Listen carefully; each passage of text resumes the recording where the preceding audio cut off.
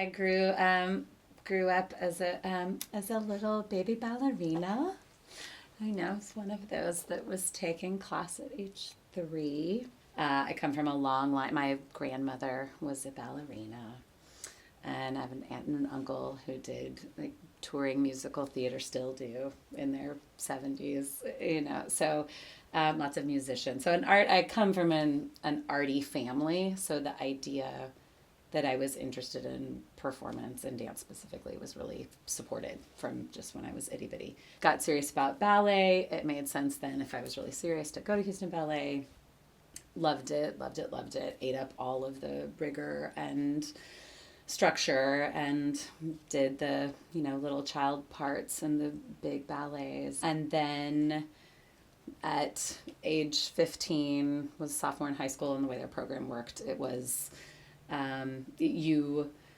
it was intended that you would age out. You had to decide between completing high school and continuing with your training. And so I left after that and thought at that point ballet was the only thing. And then ended up moving to Atlanta. Fell in love with modern dance. Trained with a woman named Lee Harper who had danced with Ailey. Introduced me to American Dance Festival. I went there, loved that, realized there was a whole other world. Ended up at Northwestern for undergrad.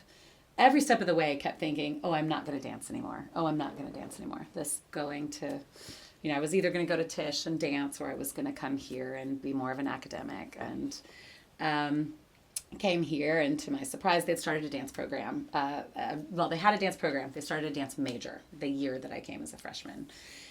Because it was so tiny, I was really dancing. It was me and then the professional companies of my professors, so I because it was so small, really got exposed immediately to the Chicago dance community that way. And that, transition from undergrad to the professional community here in Chicago was very, it didn't feel like one, it felt like I was already a part of that community by the time I graduated.